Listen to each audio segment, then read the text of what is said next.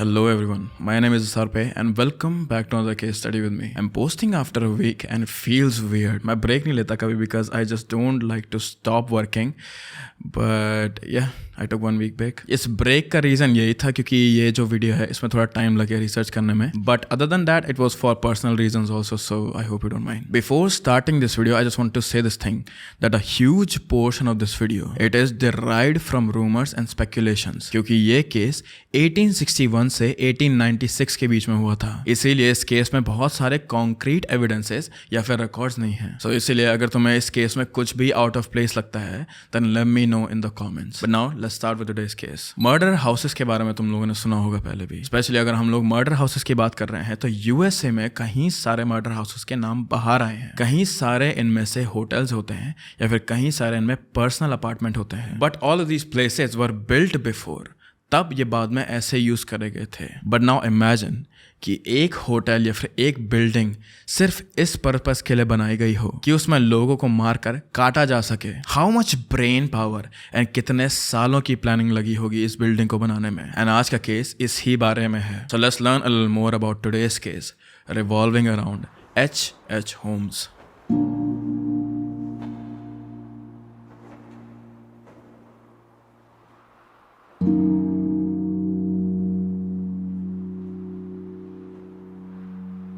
H.H. Holmes का असली नाम था Herman Webster Mudgett and he was born on May 16th, 1861 in New Hampshire, US.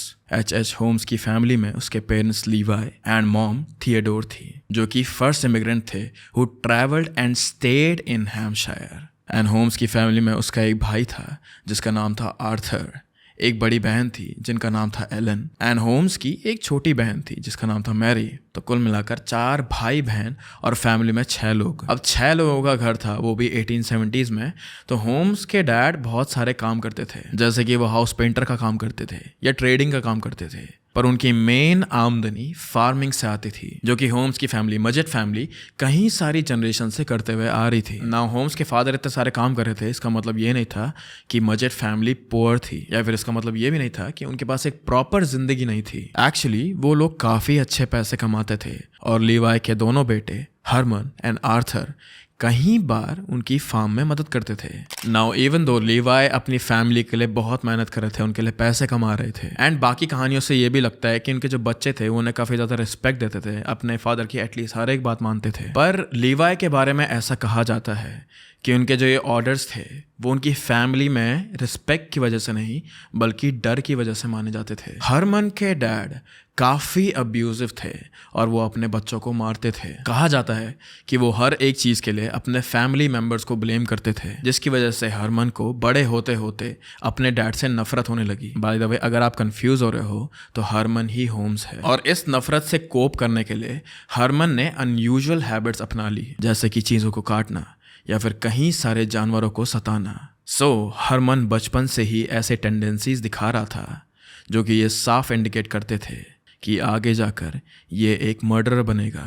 उसके आसपास के लोगों को भी ये चीज़ दिखती थी कि हरमन जानवरों को ऐसे सता रहा है, वो उन्हें घर ले जाता है और फिर वहाँ काट देता है. बट हरमन एक मेडिकल स्कूल में पढ़ता था जहाँ जानवरों को काटना या फिर बॉडी पार्ट्स को देखना एक आम बात होती थी. तो शायद इसीलिए किसी को ज़्यादा फर्क नहीं पड़ा जब उन्होंने देखा कि हरमन ये सारी चीज़ें कर रहा है. And the second reason was कि हरमन एकेडमिकली बहुत ही अच्छा था. उसने अपनी ग्रेजुएशन बस 16 साल की उम्र में ख़त्म कर दी थी, जबकि उसके क्लासमेट्स पास होने के लिए भी स्ट्रगल कर रहे थे. तो हरमन पढ़ाई में बहुत अच्छा था, उसकी फैमिली के पास पैसा था. इन बातों को लेकर उसके क्लासमेट्स उससे बहुत ज़्यादा जलते थे. तो बदला लेने के लिए उन्होंने हरमन की वीकनेस का फ़ायदा उठाया. एज अ किड हरमन को डॉक्टर्स पर जाना बिल्कुल भी पसंद नहीं था. उसे नीडल्स और हैंड स्ट्रैप से बहुत ही ज़्यादा डर लगता था. तो जेलसी की वजह से हरमन के कुछ क्लासमेट्स उसे ज़बरदस्ती एक डॉक्टर्स ऑफिस ले गए और उन्होंने हरमन को इस डॉक्टर के ऑफिस में घुसाकर धक्का मारकर बाहर से दरवाज़ा बंद कर दिया, जिसकी वजह से हरमन बहुत ही ज़्यादा डर गया था, क्योंकि ऑब्वियस सी बात है डॉक्टर्स ऑफिस में नीडल्स वगैरह होती ही हैं. पर वहाँ एक स्केलेटन भी था. तो पहले तो हरमन डरा हुआ था, बट जब उसका डर चला गया तो उसने इस स्केलेटन को ध्यान से देखना शुरू करा. हर एक बोन को, हर एक जॉइंट को हरमन ने ध्यान से परखा और उस ऑफिस से बाहर निकलने तक होम्स का या हरमन का पर्सपेक्टिव ह्यूमन बॉडी को लेकर पूरा चेंज हो चुका था। और वहाँ से बाहर निकलने के बाद हरमन ने ये प्लान करा कि वो बड़ा होकर मेडिकल कॉलेज ज्वाइन करेगा। नाउ ग्रेजुएशन 16 साल की उम्र में कंप्लीट करने के बाद हरमन ने इधर उधर जॉब्स ढूंढी, स्पेशली टीचिंग जॉब्स। एंड हाँ, 16 से 18 साल के बच्चे का पढ़ाना थोड़ा सा अजीब सा था, पर उस समय अच्छे टीचर्स और स्पेशली चीप टीचर्स ना होने की वजह से हरमन को पढ़ाने और जॉब्स ढूंढने में ज़्यादा कोई दिक्कत नहीं हुई। पर पढ़ाने के साथ साथ वो फिर भी अपनी फैमिली के साथ और अपने फादर के साथ फार्म में हेल्प करता रहता था। और इसी फार्म में हरमन अपनी पहली बीवी क्लैरा लवरिंग से मिला। हरमन को उसे देखते ही प्यार हो गया था, but this was not your typical perfect love story. Herman Clara से अपने डैड के पास वाले फार्म पे मिला था, पर जब वो क्लैरा से मिला तो क्लैरा पहले से ही किसी और आदमी के साथ रिलेशनशिप में थी और वो आदमी क्लैरा को बहुत मारता पीटता था और गाली भी देता था। पर क्योंकि उस समय हरमन क्लैरा के प्यार में था तो उसने क्लैरा की मदद करने की सोची और वो क्लैरा के लिए इस आदमी से लड़ने लगा, जो कि क्लैरा को बहुत ज़्यादा पसंद आया। वो दोनों फार्म में काम करने के बाद काफ़ी सारा टाइम साथ में बिताने लगे, जिसकी वजह से क्लैरा को हरमन से प्यार हो गया। उससे हरमन की ब्रेवरी और सॉफ्टनेस से प्यार हो चुका था एंड बहुत जल्द ही दोनों ने शादी कर ली थी इन 1878, जब हरमन बस 17 साल का था। एंड उनका साथ में एक बेटा भी हुआ था। शादी होने के बाद और बेटा होने के बाद हरमन ने वापस अपनी एजुकेशन पे ध्यान देने की सोची। उसने कई सारे कॉलेजेस ट्राई करे, कई सारे कॉलेजेस में एडमिशन भी लिया, वहाँ पढ़ा भी, पर कहीं भी उसे सेटिस्फैक्शन नहीं मिल रहा था। और फिर एक दिन उसके फैमिली मेम्बर ने उसे यूनिवर्सिटी ऑफ मिशिगन के बारे में बताया, जहां उसने मेडिसिन एंड मेडिकल ड्रग्स पढ़ने की सोची। पर होम्स या फिर हरमन अपना ज़्यादा टाइम यूनिवर्सिटी में एनाटमी लैब में बिताता था, जहां वो प्रोफेसर हर्डमैन, जो कि चीफ एनाटमी इंस्ट्रक्टर थे, उनके अंदर और उनके साथ काम कर रहा था। हर्डमैन हरमन को पढ़ा तो रहा था, पर हर्डमैन एंड हरमन दोनों साथ मिलकर ग्रेव रॉबरी करने लगे थे।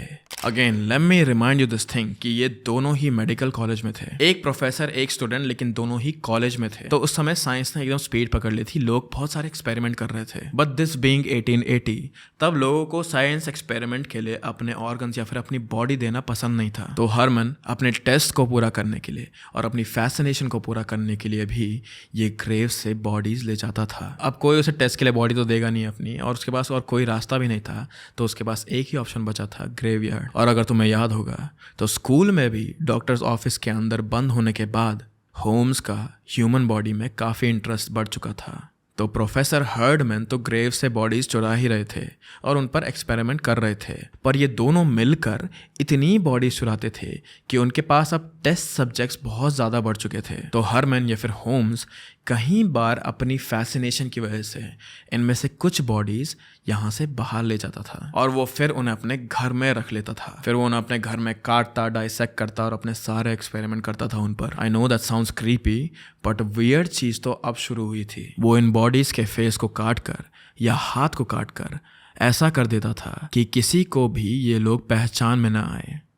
फिर वो उनके नाम रखता, कहीं बार तो वो उनके अंदरूनी अंगों को निकाल कर उनके भी नाम रख लेता था। वो इन बॉडीज को बैकग्राउंड स्टोरी देता, उनका रिलीजन चुनता और फिर इन ही फेक नेम्स और बैकग्राउंड स्टोरी के बेसिस पर होम्स इन बॉडीज के लिए इंश्योरेंस क्लेम करता था। लाइफ इंश्योरेंस उन लोगों पर जिन्हें वो जानता नहीं था, जिन्हें वो पहचानता नहीं था, जिनकी बॉडीज इसने बस चोरी करी थी, और वो ये सब कुछ बस इसलिए करता था because it was fascinating to him. अब हाँ, ये टाइम अगेन 1800s का है, पर होम्स ने इस तरीके से कहीं सारे पैसे कमाए एंड किसी ने भी उसे रोका नहीं till he died, which is me basically foreshadowing this thing कि उसने फ्यूचर में भी ये मेथड्स यूज करे थे। नाउ द थिंग वाज कि ये सारा पैसा और इतनी सारी डेड बॉडीज के पास रहने की वजह से ना कहीं हरमन का बिहेवियर चेंज हो रहा था, और जो ये बिहेवियर चेंज था ये कहीं ना कहीं उसकी मैरिज को भी अफेक्ट कर रहा था। हरमन अब अपनी बीवी क्लैरा पर चिल्लाता था, उसे मारता था, सेम वैसे ही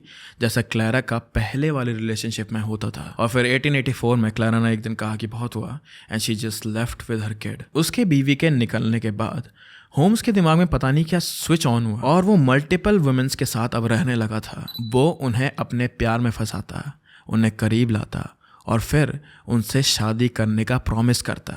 He wasn't the best looking guy out there, पर उसके बात करने का तरीका, उसकी इंटेलिजेंस इन लड़कियों को बहुत पसंद आती और वो उसकी बातों में आ जाती थी।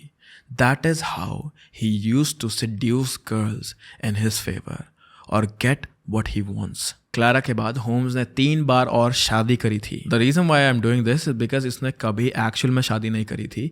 ही जस्ट यूज्ड टू से कि मैंने तुमसे शादी कर ली है, पर पेपर में कभी नहीं था ऐसा। एंड ऑल्सो होम्स ने क्लारा से कभी भी डिवोर्स नहीं करा था। तो फिर टेक्निकली हरमन या फिर होम्स क्लारा के साथ 20 साल तक मैरिज में था। But again his creepy and weird behaviour does not end here. Around this time Holmes कई बार छोटे छोटे लड़कों से ना रास्ते में बातें करते हुए पकड़ा गया था। वो इन लड़कों को रास्ते से उठाता, उनसे बातें करता, उन्हें अपने साथ ले जाता और उन्हें ड्रग कर देता था। और जब भी कभी कोई होम्स से पूछता कि वो बच्चा कहाँ गया, तो वो उस जगह से ही भाग जाता था। और इस ही वजह से हरमन ने सिटी टू सिटी कई सारी जगहें बदली। हर जगह उसका एक नया नाम होता और हर नाम के पीछे एक नई बैक स्टोरी होती। फ्यूचर में भी उसने जो ये नाम थे वो कई बार यूज करे थे अगेन फॉर इंश्योरेंस ओनली। जब भी वो इंश्योरेंस क्लेम करता था तो वो अपने पुराने यूज हुए नाम में से एक नाम को वहां बोल देता था। पर 1886 में जब हरमन शिकागो मूव हुआ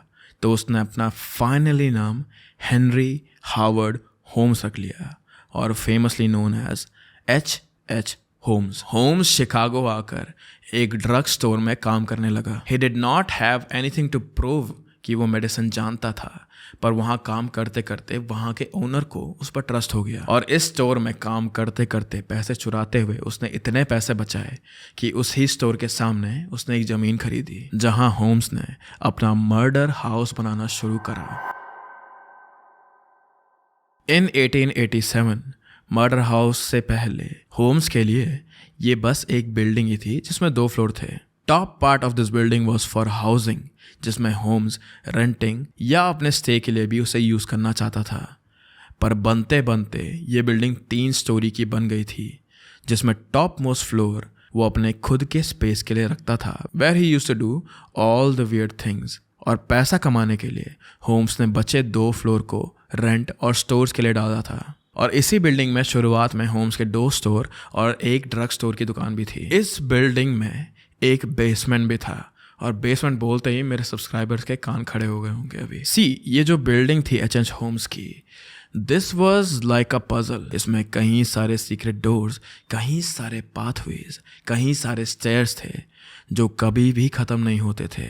देखने में तो लगता था कि बाहर से ये बस एक होटल है या रेंटल प्लेस है जो कि चीप है, पर अंदर इसमें कई सारे कमरे थे जो कि किसी भी कंस्ट्रक्शन वाले को देखकर ही समझ आ जाते कि किस पर्पस के लिए ये बनाए गए हैं। तो आखिर होम्स ने इस बिल्डिंग की और अपने सीक्रेट चेम्बर की कंस्ट्रक्शन करी कैसे? सबसे पहले तो उसने इस बिल्डिंग के प्लान शीट को या फिर ब्लूप्रिंट को कई सारे पार्ट्स में डिवाइड करा। फिर इन पार्ट्स को वो अलग अलग बांट देता था।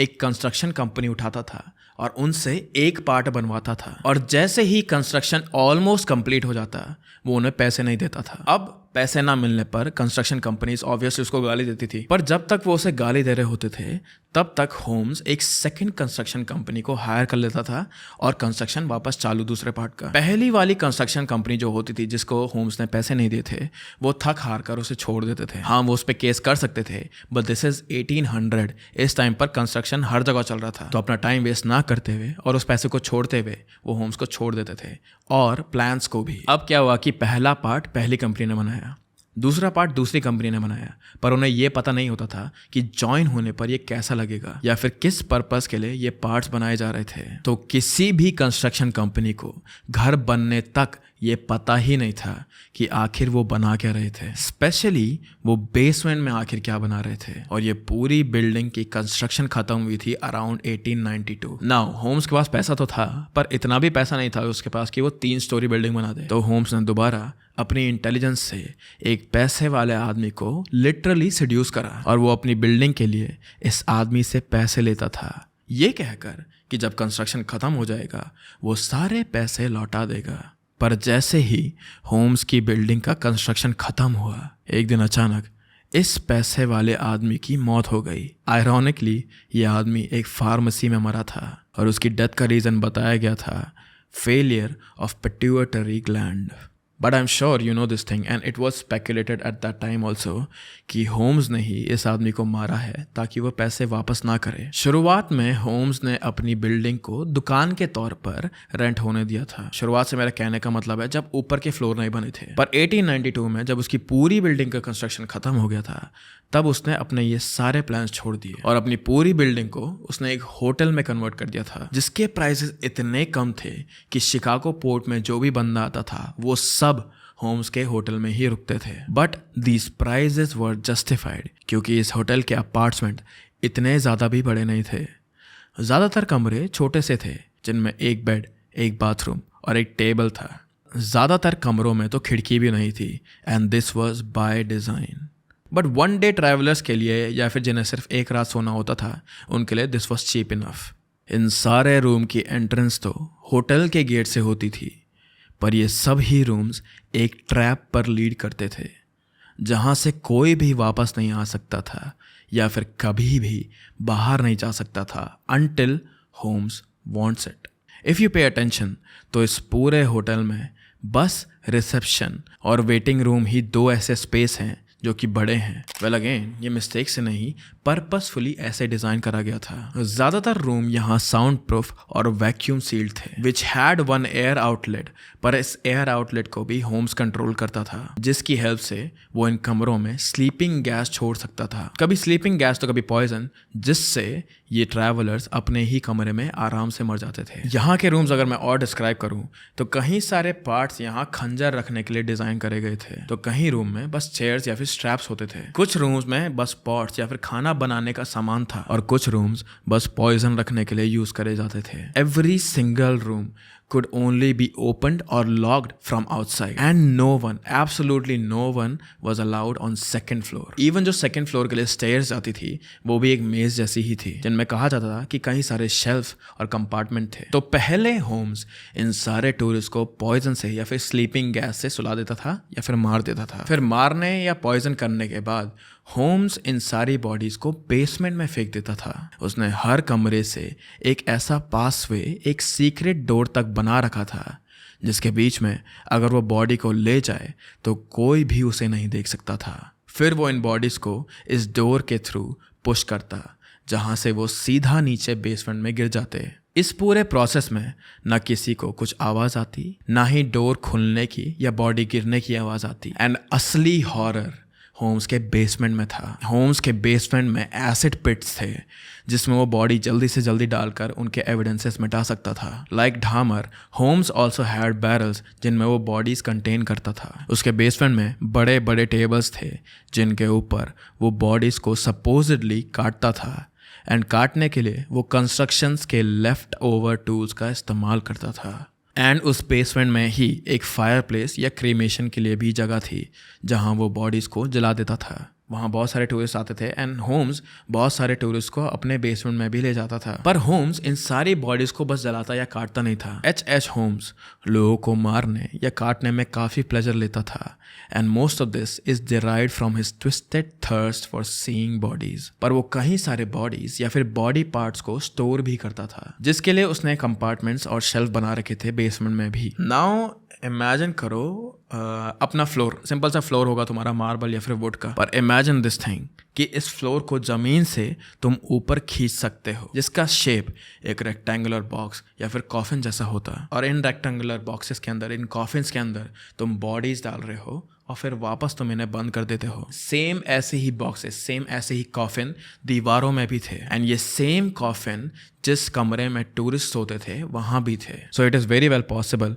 कि जिस टूरिस्ट ने अपना कमरा बुक करा हो वो उसके ही शेल्फ में गिर जाए से मेरे कहने का मतलब ये नहीं है कि वो ट्रिप होकर गिर जाए, पर इट वॉज पॉसिबल कि होम्स उस टूरिस्ट को उसी कमरे में एक शेल्फ में डाल दे। And he made them so well, he constructed them so well कि नॉर्मल आई से दिखता ही नहीं था कि वहाँ पे शेल्फ हैं। बाद में जब इस घर में इन्वेस्टिगेशन हुई थी तो पुलिस को भी ये ईजिली नहीं दिखा था। और जो ये बची हुई बॉडीज थी जिनको वो बचाता था, इनके बॉडी पार्ट्स वो कॉलेजेस में बेचता था। अगर तुम्हें याद होगा कि कॉलेजेस स्टूडेंट को बॉडी पार्ट्स या फिर बॉडी चाहिए होती थी एक्सपेरिमेंट के लिए, तो ये वहाँ बेचता था इन्हें। ये बॉडीज बस उसके लिए एक पैसा कमाने का जरिया था। जिस फ्लोर पे वो चलता था उसके नीचे हमेशा बॉडीज रहती थी That is so horrifying. But now coming back, H.H. Holmes ने इस पूरी बिल्डिंग को एक होटल बना दिया था. And we also know this thing कि उसने उस होटल के अंदर क्या क्या सामान रखे थे. पर वो किसी को भी अटैक नहीं कर रहा था अभी तक. हाँ, वो अपने टूरिस्ट को मार देता था. But he wasn't seeking out. But ये सब कुछ चेंज हो गया when Holmes started asking for help. Holmes ने अपने होटल का ध्यान रखने के लिए एक एड निकाला जिसमें उसने लिखा था that he only wants female workers, जिन्हें वहाँ काम करने पर पेमेंट के साथ साथ उस होटल में रहने के लिए भी मिलेगा. विच वॉज ऑब्वियसली बुलशिट, क्योंकि जब उसने कंस्ट्रक्शन वर्कर्स को ही पे नहीं करा तो वो इन्हें पे क्यों करेगा. And this is where H.H. Holmes would go back to his old ways. Holmes हर एक फीमेल वर्कर को लाइफ इंश्योरेंस लेने के लिए कहता था और एज अ गारंटर वो अपना नाम इनके लिए लिखा लेता था. फिर इन्हें मारकर और इन को वर्कर्स के बॉडी पार्ट्स को बेचकर जब वो पैसे कमा लेता था तब होम्स इन कोवर्कर्स की लाइफ इंश्योरेंस भी क्लेम कर लेता था, which gave Holmes a lot of money. तो इस एड स्कीम से भी होम्स के कई सारे विक्टिम्स हुए और उसने कई सारे पैसे कमाए. पर होम्स का जो क्रिमिनल रिकॉर्ड है उसमें सबसे ज़्यादा विक्टिम्स उसके आए वर्ल्ड फेयर से. अब ये वर्ल्ड फेयर आखिर में है क्या? वेल, ये एक ऐसा दिन होता है जब नेशन वाइड लोग अचीवमेंट्स को सेलिब्रेट करते थे और 1983 में वर्ल्ड फेयर शिकागो में सेलिब्रेट हुआ था क्रिस्टोफर कोलंबस के लिए. और फेयर्स में तो तुम्हें पता ही है कितनी सारी भीड़ होती है. तुम जिंदगी में एक ना एक बार तो मेले में गए होंगे, तुम्हें पता है कितनी भीड़ होती है वहाँ. सेम चीज़ शिकागो में भी हुई थी, पर यहाँ भीड़ मिलियंस में थी. तो अब तुम समझ सकते हो कि यहाँ से होम्स के लिए पोटेंशियल विक्टिम्स लोअर करना कितना ज़्यादा आसान था. वो फेयर में लोगों के पास जाता ये कहकर कि अगर आपको कहीं रहने की जगह सस्ते में चाहिए तो आप मेरे होटल में आ सकते हो और वर्ल्ड फेयर के मौके पर मैं आपको भारी डिस्काउंट भी दूंगा. And people were travelling from far, so they were like hell yeah सस्ते में रूम मिल रहे हैं, right. But almost all of them were killed by Holmes. Holmes ने कहीं सारे लोगों को मारा था, कहीं सारे लोगों के बॉडी पार्ट्स बेचे थे, पर उनमें से बस कुछ के नाम ही हमें पता है. First victim name was Julia Smith. Julia Holmes की बिल्डिंग में एक ज्वेलरी काउंटर में अपने पति के साथ काम करती थी. सो या शी वॉज मैरिड. पर होम्स ने उसे अपने चार्म से सेड्यूस कर लिया और इन दोनों का अफेयर चल रहा था. जब जूलिया के हस्बैंड नेड को इस अफेयर के बारे में पता चला तो वो अपनी बेटी पर्ल के साथ जूलिया को छोड़कर वहाँ से चले गया. पर नेड को ये चीज़ नहीं पता थी कि जूलिया एक्चुअली प्रेग्नेंट थी और ये बच्चा होम्स का ही था. तो नेड के जाने के बाद होम्स ने जूलिया को कंफर्ट करा और कहा कि मैं तुम्हारा ध्यान रखूँगा, तुम मेरे साथ रह लो. पर जूलिया, नॉट नोइंग कि होम्स के इंटेंशन क्या थे, she fail into his trap and she eventually died. Julia के केस में अजीब सी बात यह थी कि पर्ल, जो कि जूलिया की बेटी थी, जो अपने बाप के साथ चली गई थी, वो भी अचानक से गायब हो गई. पर बाद में जब पुलिस ने होम्स के घर में छानबीन करी थी तो उन्हें जूलिया के हाइट की, उन्हें जूलिया के बराबर एक हड्डी का ढांचा मिला था. फिर एक और लड़की एमिली सिग्रानेट की कहानी भी होम्स के साथ सेम थी. वो होम्स के यहाँ काम करने आई, दोनों को प्यार हुआ और फिर एमिली ने होम्स को शादी के लिए कहा. पर शादी करने से पहले ही एमिली डिसअपेयर हो गई थी. दिस रियली प्रूव्स कि होम्स कितना चार्मिंग था, क्योंकि होम्स ने बस लोकल लड़कियों को ही नहीं बल्कि एक one time actress mini Williams को भी अपने जाल में फंसा लिया था. मिनी से होम्स बॉस्टन में मिला था and even though she had status. पर जब होम्स ने मिनी को अपने होटल में एक पर्सनल स्टेनोग्राफर की जॉब ऑफर करी तो उसने सीधा एक्सेप्ट कर लिया. और जब मिनी होम्स के होटल में आई तब होम्स को मिनी की प्रॉपर्टी के बारे में पता चला, जो कि प्रॉपर्टी एक तो बहुत बड़ी थी और दूसरी बात ये थी कि ये प्रॉपर्टी टेक्सास में थी. तो होम्स ने मिनी से एक शर्त रखी कि वो उससे शादी कर लेगा अगर मिनी अपनी प्रॉपर्टी अलेक्जेंडर बॉन्ड नाम के एक आदमी के नाम कर दे. मिनी ने सोचा कि एटलीस्ट ये प्रॉपर्टी अपने नाम तो नहीं कर रहा है, एटलीस्ट ये मुझे यूज़ तो नहीं कर रहा है, तो उसने पेपर पे साइन कर दिया. पर इसके बाद मिनी भी गायब हो गई एंड अलेक्जेंडर बॉन्ड होम्स के कई नामों में से एक था. मिनी की टेक्सास की प्रॉपर्टी अब होम्स की हो चुकी थी. No one was looking at home at this point as a criminal and उसने पता नहीं कितनी लड़कियों को मारा ऐसे करके. From 1891 to 1895 H.H. होम्स ने 6 और लोगों का कत्ल करा था, जिनमें से कुछ के नाम थे डॉक्टर रसलर, जिनका ऑफिस होम्स की बिल्डिंग में ही था. देन किटी कैली, जिसको होम्स ने सेम मिनी की जॉब दी थी. देन जॉन डेकस, जो कि 1893 में दूसरे वर्ल्ड फेयर के लिए आए थे शिकागो में, पर होम्स के होटल में आने के बाद वो गायब हो गए थे। हेनरी वॉकर, जिसने मरने से पहले होम्स को गारंटर रखा था फॉर इंश्योरेंस ऑफ $20,000। इंश्योरेंस का तो पता नहीं, पर हेनरी वॉकर भी गायब हो गए थे।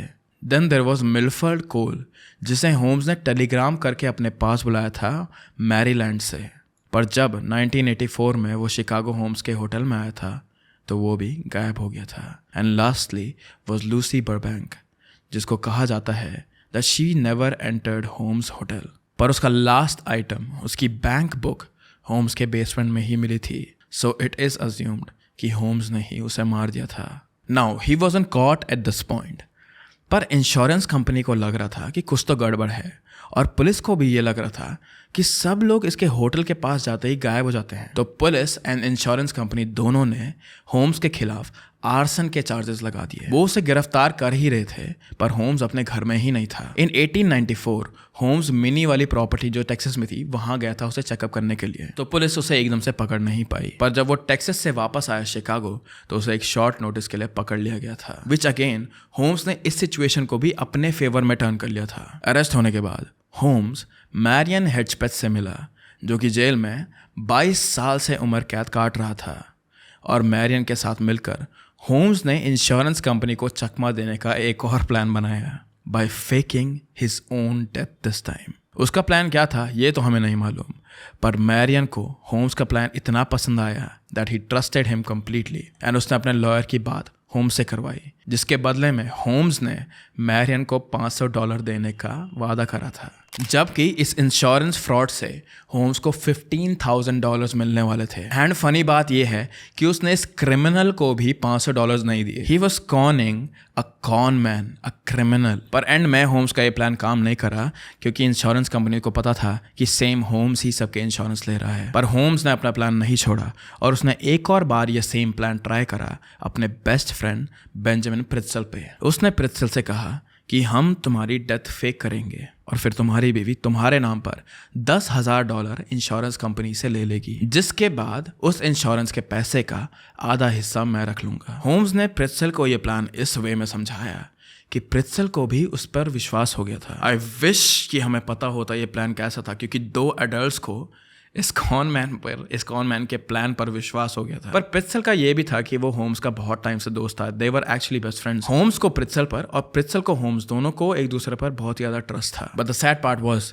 कि होम्स को पता था कि faking Pitezel's death will not work for insurance company. तो उसने एक दिन प्रित्सल को अपने होटल बुलाया। होटल बुलाने के बाद पहले उसने प्रित्सल को क्लोरोफॉर्म से बेहोश करा, और फिर उसने प्रित्सल की बॉडी अपने बेसमेंट में जला दी। प्रित्सल की बॉडी को उसने बस इतना जलाया कि इंश्योरेंस कंपनीज को पता चल जाए कि हाँ ये एक्चुअल में इसी की बॉडी है। और होम्स ने प्रित्सल की बीवी को कहकर उसके इंश्योरेंस के पैसे ले लिए थे। बट एट दिस पॉइंट प्रित्सल की बीवी को और उसके बच्चों को ये नहीं पता था कि उनका हस्बैंड सच में मर गया है या फिर उनके डैड सच में मर गए हैं। उन्हें तो लगता था कि उनके पापा अभी भी जिंदा है और होम्स अंकल के साथ हैं। एज आई सेड कि प्रित्सल रियली ट्रस्टेड होम्स। तो होम्स ने एक प्लान बनाया।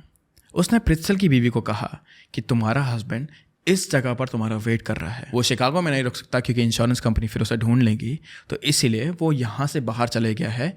तुम्हें भी वहाँ जाना चाहिए। मैं एक काम करता हूँ, मैं तुम्हारे तीनों बच्चों को अपने साथ ले जाता हूँ, तुम हमारे पीछे 2 दिन बाद आ जाना। प्रित्सल की बीवी इस प्लान के लिए मान गई। होम्स प्रित्सल के तीनों बच्चों को अपने साथ लेकर चले गया और उसने उन्हें मारने का प्लान बनाया। पर तभी पता नहीं किस मिरेकल की वजह से मैरियन, जो होम्स को जेल में मिला था, उसे एक इंट्यूशन आया। उसे अपने सोर्सेज के थ्रू होम्स के इस स्कीम के बारे में, इस इंश्योरेंस फ्रॉड के बारे में पता चला, और उसने गुस्से में पुलिस को एक टिप दी कि होम्स अब यहाँ जाने वाला है। Now this thing is not clear कि मैरियन को कैसे पता था कि होम्स यहाँ जा रहा है या फिर यहाँ पे था, पर मेरे ख्याल से क्योंकि वो इतना बड़ा गुंडा था, इतना बड़ा कॉनमैन था, उसके बाहर कनेक्शन रहे होंगे, इसीलिए उसे पता था कि होम्स कहाँ जाने वाला है। तो पुलिस होम्स के पास पहुंची, but sadly it was too late. Holmes ने प्रित्सल के तीनों बच्चों को मार दिया था और उनकी बॉडी पता नहीं कहाँ छुपाकर वो वहां से भाग चुका था। But finally H.H. Holmes was arrested in Boston in 1895। Police उसे बस अपने पास पकड़ के रखे थे।